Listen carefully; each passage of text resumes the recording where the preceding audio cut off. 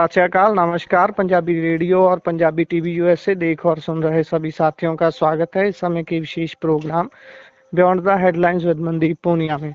इस प्रोग्राम में सीनियर पत्रकार मनदीप पूनिया जी का साथ होता है और देश विदेश के साथ जुड़ी हुई अहम खबरों पर होती है बातचीत। करते हैं सबसे पहले पूनिया जी का स्वागत। बहुत बहुत स्वागत है पूनिया जी। जी नमस्कार, सत श्री अकाल, आदाब। नमस्कार, सत श्री अकाल, आदाब। रुक करें खबरों का तो सबसे पहले बात ईरान की। ट्रंप बोल रहे हैं कि बिना शर्त ईरान सरेंडर करे तभी बात बन सकती है और लीडरशिप दोबारा जो चुनी जाएगी उसके ऊपर भी उनका जो रिमार्क है वो देखने वाला है कि भाई हमारे द्वारा ही चुना जाएगा या फिर हमारी पसंद का व्यक्ति ही वहां पर सत्ता पे बैठेगा। क्या कहेंगे? देखिए, ये बिल्कुल जो डोनाल्ड ट्रंप की स्टेटमेंट है, ये जो नव साम्राज्यवाद जो है, नियो कॉलोनियलिज्म, उसकी तरफ इशारा करती है। ट्रंप कह रहे हैं कि ईरान बिना शर्त सरेंडर करे और समझौता तभी होगा। नई बेहतर जो लीडरशिप है चुनी जाएगी, ईरान को दोबारा ग्रेट बनाएंगे। उन्होंने सोशल मीडिया पर ये बात लिखी है। उन्होंने कहा कि ईरान के साथ कोई डील वो करने के लिए तैयार नहीं है, अनकंडीशनल सरेंडर वो चाहते हैं। उन्होंने एक अपने पोस्ट में मेक ईरान ग्रेट अगेन, मिगा का नारा भी दिया है और कहा है कि इसी से जो ईरान है वो पहले से ज़्यादा मजबूत और समृद्ध बन सकता है।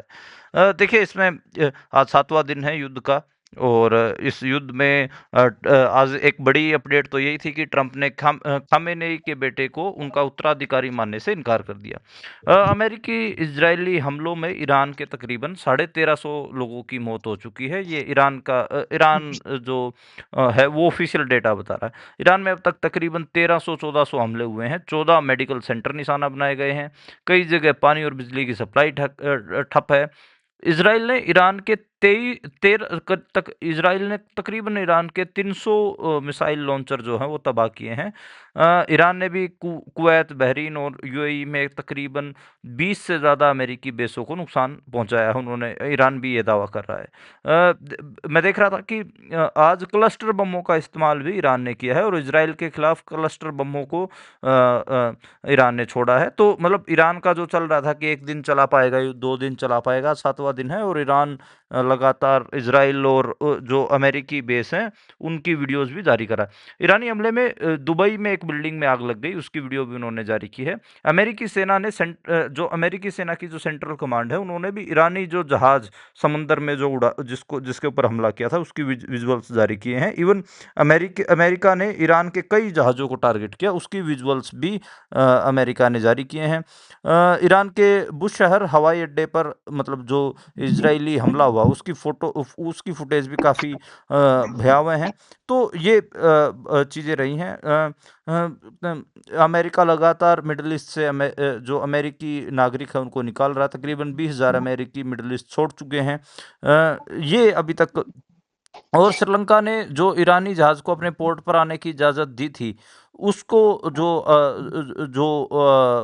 उसको लेकर भी आज इंटरनेशनल खबरें बनी हैं। इसमें एक खबर ये जो ईरान के डिप्टी विदेश मंत्री हैं सईद खतीबजादे, वो अमेरिका में रायसीना डायलॉग में आज शामिल हुए थे। उन्होंने कहा कि ट्रंप न्यूयॉर्क का मेयर नियुक्त नहीं कर सकता, हमारे लीडर क्या खाक तय करेंगे, आखिरी गोली तक हम लड़ेंगे। तो जो डिप्टी फॉरेन मिनिस्टर हैं सईद खतीबजादे, वो इंडिया में है आजकल और उन्होंने अपना जो कहें कि मंशा जाहिर की है कि वो आखिरी गोली तक ईरान लड़ने के लिए कह रहा है। उन्होंने एक पूरी ये खबर चलाई गई कि जो कुर्दों का इस्तेमाल अमेरिका कर सकता है। इराक से बड़ी मात्रा में जो कुर्द हैं वो ईरान में जा रहे हैं ईरानियों के खिलाफ लड़ने को लेकर। इसके जो ईरान के नेता हैं जो उस समय है वो उन्होंने इस बात की मनाही की है और इवन कुर्द नेताओं ने भी इस बात की के लिए कहा है कि हम पहले भी अमेरिका हमें इस्तेमाल कर चुका है, अब हम इस्तेमाल नहीं होंगे और अब हम लड़ने के लिए नहीं जाएंगे। तो ये आज कहें कि ईरान और जो इजराइल और अमेरिका के बीच में युद्ध रहा है उसके आज अपडेट थी। जी, इसमें अगली बात करें तो बहुत सारी किल्लतें आने की खबर लगातार आ रही थी कि इस जंग में बाकी देश अलग अलग तरीके से प्रभावित होंगे। उसी के साथ अभी जानकारी है कि रसोई गैस की किल्लत जरूर आ सकती है इस बीच में। ये क्यों होगा? देखिए ये भारत का केस है। भारत में एलपीजी की किल्लत शुरू हो चुकी है, आ सकती है नहीं है, मतलब ये हो चुकी है। इसको आप फ्यूचर टेंस की बजाय इसको प्रेजेंट टेंस में करिए और प्रेजेंट टेंस में वो दिख रहा है। रसोई गैस की किल्लतें शुरू हो गई हैं भारत में और तेल कंपनियों को एलपीजी का प्रोडक्शन बढ़ाने का आदेश सरकार ने दिया है और सरकार ने इसके लिए इमरजेंसी पावर का इस्तेमाल किया है। अ, सभी ऑयल रिफाइनरी कंपनियों को एलपीजी का उत्पादन बढ़ाने के लिए लिखा गया है और उसमें जो हरदीपुरी उन्होंने साफ आदेश जारी किए हैं कि भाई आप एलपीजी का उत्पादन बढ़ाएंगे। सभी कंपनियों को प्रोपेन और ब्यूटेन की सप्लाई सरकारी तेल कंपनियों को करनी होगी। सरकारी तेल कंपनियों में आपको पता है इंडियन ऑयल हो गई, हिंदुस्तान पेट्रोलियम, एचपीसीएल या फिर बीपीसीएल भारत पेट्रोलियम, ये तीन बड़ी कंपनियां हैं सरकार की और इनको जो प्रोपेन और ब्यूटेन की सप्लाई जो कही जा रही है इसलिए कहा जा रहा है कि जो कंज्यूमर्स हैं उनको बिना रुकावट के गैस सिलेंडर की सप्लाई होती रहे। तो कुल खपत का 2/3 तकरीबन 67% जो है वो इंपोर्ट के ऊपर भारत में निर्भर है। जो स्ट्रेट ऑफ हॉर्मूज है उसका लगभग बंद होना तय हो चुका है और तकरीबन 167 किलोमीटर लंबा वो रूट है, फारस की खाड़ी को अरब सागर से जोड़ता है। भारत की दुनिया भर का जो मान के चलें कि 25%, एक चौथाई जो पेट्रोलियम का हिस्सा है वो इसी हिस्से से स्ट्रेट ऑफ हॉर्मूज से गुजरता है और भारत अपनी ज़रूरतों का 50% कच्चा तेल इसी रास्ते और 54% एलएनजी इसी रास्ते से मंगाता है, यानी कि 50% जो इंडिया का पेट्रोलियम है, जो कच्चा तेल है, वो स्ट्रेट ऑफ हॉर्मूज से आता है। तो इसलिए ये एक बड़ा मामला बढ़ता जा रहा है और इस भारत के ऊपर कहीं ना कहीं असर पड़ रहा है। जो अमेरिकी इजराइल ने ईरान पर स्ट्राइक की थी उसमें यूएई, कतर, कुवैत के कई ऐसे इलाके हैं जहां पर एलएनजी का प्रोडक्शन रुका हुआ है क्योंकि वहां पर प्लांटों के ऊपर हमले हुए हैं। ईरान ने कतर के रास लफान में भी जो एलएनजी का प्रोडक्शन प्लांट था उसके ऊपर भी हमला किया था और उसके बाद फिर प्रोडक्शन रोकनी पड़ी क्योंकि नहीं तो बड़े लेवल पर वहां पर विस्फोट हो सकता है। सीएनजी कंपनियों को भी सरकार ने चिट्ठी लिखी है और संकट की चेतावनी दी है। तो ये आप देखिए और स्पॉट मार्केट में गैस की कीमतें फिलहाल $25 प्रति यूनिट पहुंच गई हैं जो कॉन्ट्रैक्ट वाली गैस से दोगुने से भी ज़्यादा है। मतलब आप देखिए कि लगातार जो चीज़ें हैं वो बढ़ रही हैं। अभी इंडिया में तो ये डिबेट शुरू हो गया कि भाई ईवी पे शिफ्ट होना ज़्यादा बेहतर है। अगर मिडिल ईस्ट में और वेस्ट एशिया में इसी किस्म से तनाव रहा तो फिर भाई ईवी पे शिफ्ट हो जाइए, नहीं तो पेट्रोल और गैस की कीमतें आपको आपको परेशान करेंगी। जी बिल्कुल। इससे आगे अगर बढ़ें तो बात करें नीतीश के परिवार की, और नीतीश की 8 मार्च को जेडीयू ज्वाइन करेंगे नीतीश के बेटे निशांत। और नीतीश ने तो वैसे चीजें क्लियर कर ही दी हैं। इसको हम भाजपा की जीत माने या फिर क्या कहेंगे इसको? देखिए, जो लोकल बीजेपी बिहार के नेता थे, उन्होंने अमित शाह को ये जताया कि जो सरकार है, वो अफ़सर चला रहे हैं और हालाँकि अमित शाह खुद ही सरकार चला रहे थे अफ़सरों के माध्यम से, तो वो बात तो क्लियर थी। इसमें जो जेडीयू के नीतीश कुमार की पार्टी के ललन सिंह और जो संजय हैं, वो 2 उन 2 को अमित शाह ने अपनी तरफ किया और उसके बाद ये सारा गेम घुमाया है और उसकी वजह से नीतीश कुमार को अब सीएम पद छोड़ना पड़ा है। अब इसमें सवाल ये आ रहा है कि जो कहें कि जो सीएम होगा वो बीजेपी का होगा और जेडीयू के 2 डिप्टी सीएम बनाए जा सकते हैं। होम मिनिस्ट्री को लेकर बिहार की उसके ऊपर सवाल फंसा हुआ है। जो जेडीयू के संजय सरावगी हैं या फिर ललन सिंह हैं, वो काफ़ी अमित शाह के नज़दीक हैं, ये बात चल रही है।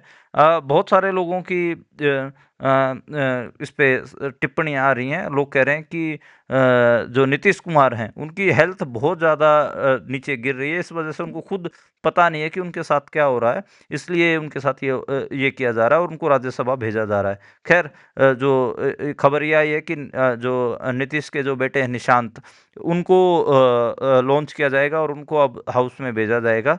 निशांत भी कोई शार्प कहें कि शार्प लड़का नहीं है। निशांत की हम जो विजुअल्स देखते हैं तो वो दिखता है कि वो एक शरीफ किस्म का जिसको हम कहते हैं लड़का है, सादा सादा लड़का है। तो अब ये बड़ा मेरे को नहीं लगता कि जो नीतीश कुमार के बेटे हैं वो नीतीश कुमार की विरासत को आगे बढ़ा पाएंगे। जी बिल्कुल बिल्कुल। और इससे अगर आगे बढ़ें तो बात करें नेपाल के चुनाव की, तो कैसा चल रहा है वहां पर चुनाव? ओली की क्या स्थिति है?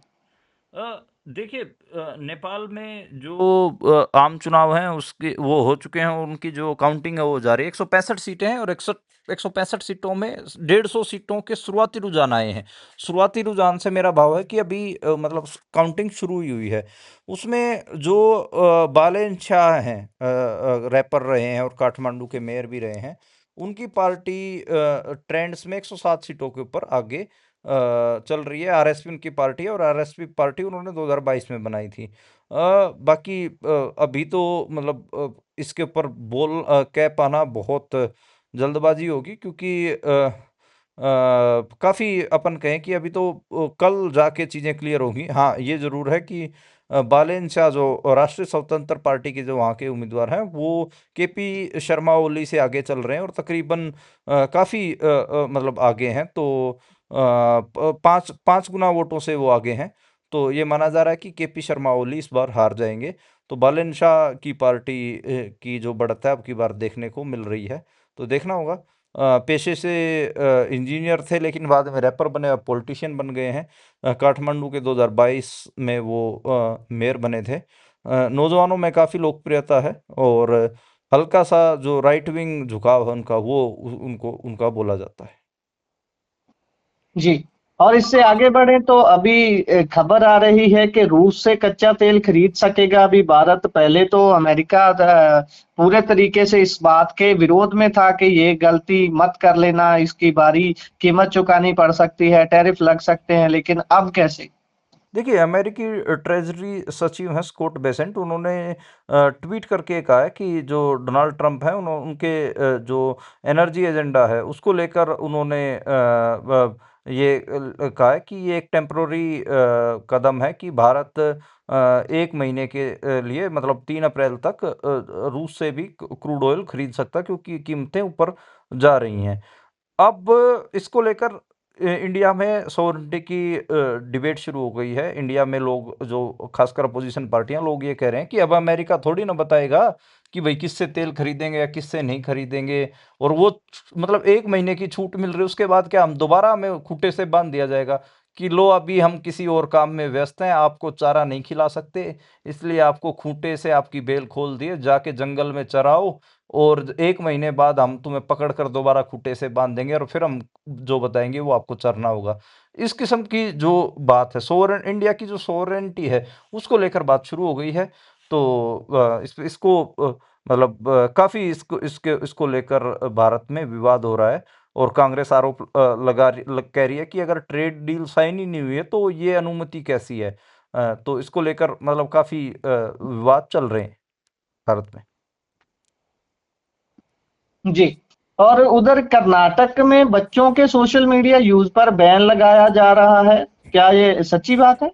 हाँ, ये खबर वैसे पूरी दुनिया में इस बात के ऊपर चर्चा शुरू हुई थी और सबसे पहले ऑस्ट्रेलिया में ऐसा किया गया था। वहाँ पर 13 साल से छोटे बच्चों के कम उम्र के जो बच्चे हैं वो सोशल मीडिया नहीं इस्तेमाल कर सकते थे। अगर बहुत ज़रूरी भी हो तो उसके बाद भी आप पेरेंट्स के साथ वो सोशल मीडिया का इस्तेमाल कर सकते थे। अब कर्नाटक सरकार 16 साल के से कम उम्र के बच्चों के लिए सोशल मीडिया के इस्तेमाल पर रोक लगाने का ऐलान कर रही है। कर्नाटक ऐसा करने वाला मुल्क का पहला राज्य होगा। सीएम सिद्धारमैया ने बजट भाषण के दौरान बच्चों में मोबाइल और सोशल मीडिया का जो उपयोग है उसको लेकर अपनी बात रखी। उन्होंने कहा कि इसका गलत असर पड़ रहा है। इस बैन को किस तरह लागू किया जाएगा, इसकी तैयारी चल रही है और जल्द ही नियम बनाए बनाए जाएंगे।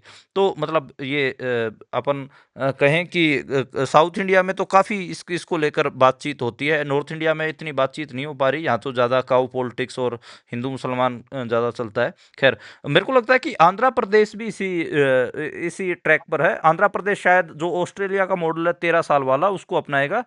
मुख्यमंत्री जो आंध्र प्रदेश के चंद्रबाबू नायडू, उन्होंने भी इस बात को इशारा किया था कि वो भी 13 साल से कम उम्र के बच्चों के लिए सोशल मीडिया पर बैन लगाने की तैयारी कर रहे हैं और उसकी भी हम सोच रहे हैं कि 13 साल करें या 16 साल करें और कैसे उसको करें, लागू करेंगे, इसके बारे में हमारा जो मतगणना है वो चल रही है, हमारी बातचीत चल रही है।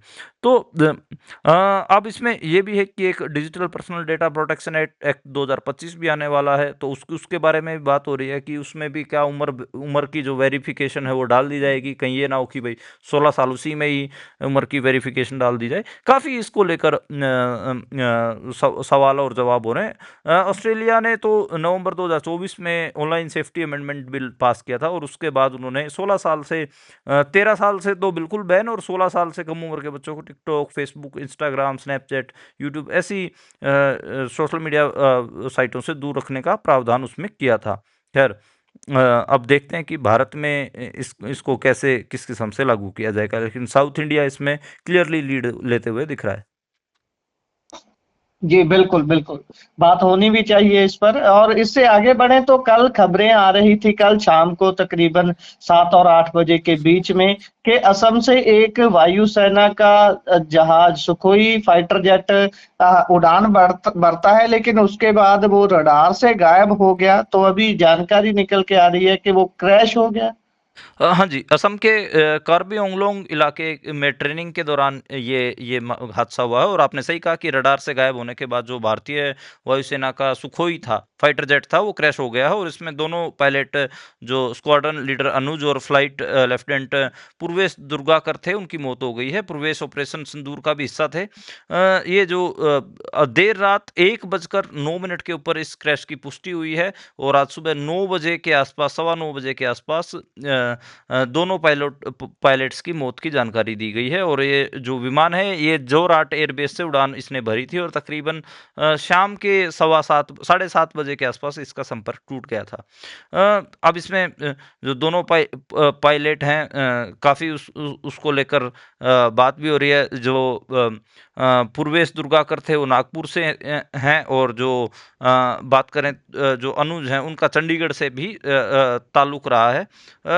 अभी जो हादसे की खबरें हैं वो लगा दी गई हैं, लगातार चल रही हैं। सुखोई जो है SU-30 MKI 12 सालों में 8 बार वो क्रैश हुआ है।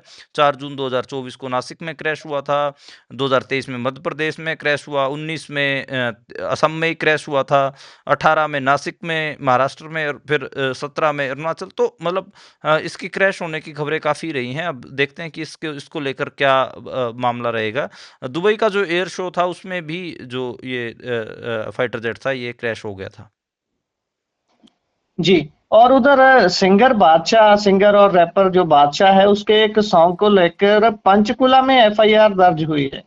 हाँ, एक टटीरी सॉन्ग उन्होंने बनाया है, काफ़ी उसमें खराब किस्म की चीज़ें आप कह सकते हैं। इससे पहले जो पंजाबी सिंगर थे गुरु रंधावा, वो भी इस किस्म की बात कर चुके हैं। देखिए, ये इनके जो दिमागों में गंद है, रैपर्स के दिमागों में, वो कोई नई चीज़ नहीं है। बस वो देखने की बात थी। कई बार ये एक्सपोज हो जाते हैं, कई बार नहीं होते। इनसे प्राइवेट जो मीटिंग या पार्टियों में मैंने देखा, तो उसमें बहुत समझ में आ गया था कि इनको कोई बहुत ज़्यादा जानकारियाँ नहीं है। ये इसी किस्म के ओछे किस्म के जो संगीत हैं, क्योंकि इनके संगीत में एक कहें कि ऊर्जा भर देने वाली क्षमता होती है, तो इस वजह से इनके गाने ज़्यादा चलते हैं। तो इसमें बेसिकली पीडियो, अपन क्या कहें, छोटी बच्चियां, नाबालिग बच्चियों को इस गाने में टारगेट किया गया है। गुरु रंधावा के गाने में भी एक स्कूल की बच्ची को दिखाया गया था, और कैसे एक ज़्यादा उम्र का जो इंसान है, वो स्कूल की बच्ची को घूर रहा था। वो गुरु रंधावा का भी वैसा गाना था, और ये बादशाह का गाना भी ऐसा ही है।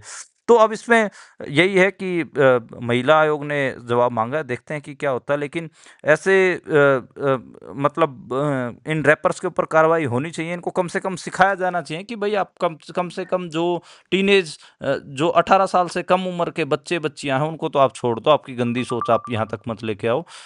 रैपर्स के जो रैप होते हैं, बेसिकली रैप हालांकि एक प्रोटेस्ट की फॉर्म से निकला हुआ है। ये आपको और हमको पता है कि रेजिस्टेंस आर्ट रैप को माना जाता था, लेकिन कहाँ तक इसको एक सेक्सुअल वहाँ तक ये ले आए हैं। और उसमें भी ये मतलब 18 साल से कम उम्र के बच्चे बच्चियों को टारगेट कर रहे हैं। तो ये काफ़ी मतलब भयावह है, बहुत भयानक है। उम्र तो बादशाह की काफ़ी हो गई है, लेकिन दिमाग अभी भी मेरे को लगता है कि वो 13-14 साल के बच्चों से भी, मतलब उनसे भी ज़्यादा बुरा हम कह सकते हैं। जी, जी। इससे आगे बढ़े तो अमृतसर से वैसे तो भारत के लिए ये एम्बेसडर भी रहे हैं तरनजीत संधू। ये इनका इतिहास बहुत बड़ा है, समुद्री फैमिली से ये आते हैं, बीजेपी में हैं इन दिनों, और बीजेपी ने इनको तोहफा दिया है, उपराज्यपाल बना दिया गया दिल्ली का इनको। उपराज्यपाल क्या, एक तरीके का सीएम ही था वैसे तो, पहले सीएम जैसा पद था ये पूरा। हाँ, बिल्कुल, आप सही कह रहे हैं। तरनजीत सिंह संधू को नया लेफ्टिनेंट गवर्नर बनाया गया है दिल्ली का, और वो विनय कुमार सक्सेना की जगह लेंगे। उनके दादा तेजा सिंह समुंदरी काफ़ी बड़ा नाम सिख पॉलिटिक्स में हैं, और श्रोमणी गुरुद्वारा प्रबंधन कमेटी के संस्थापकों में से एक माने जाते हैं।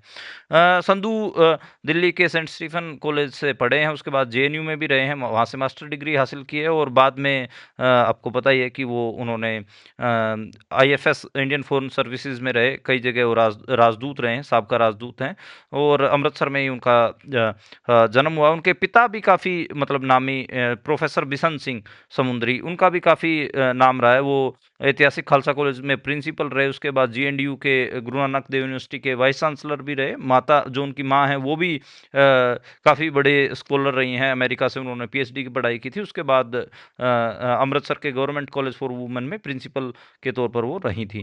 तो काफ़ी बड़ा नाम रहा, लेकिन अभी बीजेपी के नज़दीक माने जाते हैं। 2024 में वो बीजेपी में शामिल भी हुए थे, बीजेपी में उन्होंने कदम रखा था, और अब आप देखिए कि उनको लेफ्टिनेंट गवर्नर बना दिया गया है।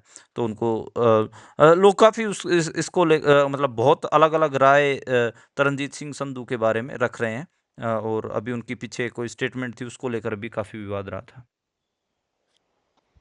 जी। और इससे आगे बढ़े तो आज बठिंडा में किसान और मजदूरों ने बड़ा प्रदर्शन किया, अपनी जो पावर है उसको शो किया, क्योंकि इससे पहले तो 2 बार पुलिस ने इनको बठिंडा में पैर तक नहीं रखने दिया, बहुत ज्यादा हंगामा हुआ। अभी उसी बात को लेकर एसएसपी जो है ज्योति यादव, जो पंजाब के एक मंत्री की पत्नी भी हैं, उनको उनके ऊपर खास तौर पर एफआईआर दर्ज करने की मांग है। बिल्कुल, आज एक बड़ी जो रैली है किसानों ने आज की है, और उसमें किसानों की जो मांग थी वो यही है कि जो एसएसपी हैं बठिंडा की, ज्योति यादव, उनके ऊपर एफआईआर दर्ज की जाए। ये मामला आपको ध्यान हो रामपुरा फूल के पास ज्योंद गांव का है, और जो किसान थे वहां पर जो धक्के से जो जमीन एक्वायर करने की बात थी उसके खिलाफ ये किसान लड़ाई लड़ रहे थे, और वहां पर पुलिस ने किसानों के साथ बदतमीजी की, लाठीचार्ज किया, और जबरन किसानों की गिरफ्तारियां भी हुई, मामले दर्ज हुए। एक किसान के का पैर और हाथ टूट गया था, और किसानों के ही ऊपर जो मुकदमे दर्ज किए गए थे। तो ज्योंद के बाद ये सारा मामला गरमाया है। अब किसान कह रहे हैं कि किसी भी हालत में ज्योति यादव के खिलाफ एफआईआर दर्ज की जाए। आज बड़ी मात्रा में, बड़े संख्या में जो किसानों ने महापंचायत की है, उसमें मजदूर भी पहुंचे हुए थे, और काफी अलग अलग किसान जत्थेबंदियां भी पहुंची हुई थी। जी। और आज पंजाब में बजट सेशन का पहला दिन था, कैसा रहा पहला दिन? देखिए, पहला दिन गवर्नर गुलाब चंद कटारिया ने अपना भाषण रखा। उनके मतलब काफ़ी लंबा उनका भाषण था, 1 घंटा 4 मिनट के आसपास उन्होंने स्पीच दिया। उसके बाद दोबारा लंच के बाद दोबारा सेशन शुरू हुआ। उसमें जो कई महत्वपूर्ण जो हस्तियां रहीं पंजाब की, उनको श्रद्धांजलि दी गई। टेस्ला टीवी के जो संस्थापक थे राजा सिंह ओबरॉय, उनको, एच के दुआ को, और कई चीज़ें रही। आज ईरान में मारे गए लोगों के लिए भी शोक प्रस्ताव प्रस्ताव रखा गया। लेकिन सदन को 8 मार्च सुबह 10 बजे तक स्थगित कर दिया गया। उसका कारण कांग्रेस का प्रदर्शन था। कांग्रेस का दफ्तर है सेक्टर 15 में, वहां पर आम आदमी पार्टी के खिलाफ कांग्रेस कार्यकर्ताओं ने प्रदर्शन किया। वहां से वो विधानसभा घेराव की के लिए बढ़ रहे थे, लेकिन पुलिस ने बैरिकेटिंग की, और कई जो कांग्रेस के लीडर थे बड़े बड़े, उनको डिटेन किया गया, और बाद में शाम को उनको छोड़ दिया गया। जी। इसी के साथ प्रोग्राम का समय यहाँ समाप्त होता है, आप हाँ, जुड़े आज जानकर। आज मैं एक एक बात और मैं बताने भूल गया। जी, जी, जी, जी, जी। जो गवर्नर थे, गवर्नर ने आज वंदे मातरम न होने पर जो विधानसभा के स्पीकर थे उनको टोका है। उन्होंने कहा कि वंदे मातरम शुरू या आखिर में जरूर होना चाहिए, केंद्र सरकार का फैसला है। तो ये बात कही है। मतलब जैसे सिर्फ राष्ट्रगान आज हुआ, तो मतलब ये कहें कि अपन कहें कि गवर्नर साहब जो केंद्र की चीजें हैं, केंद्र की पॉलिसी, उसको पंजाब पे अब थोपेंगे। जी, इसी के साथ प्रोग्राम का समय समाप्त होता है। आप जुड़े जानकारियां साझा की, बहुत बहुत धन्यवाद। धन्यवाद गुरप्रीत।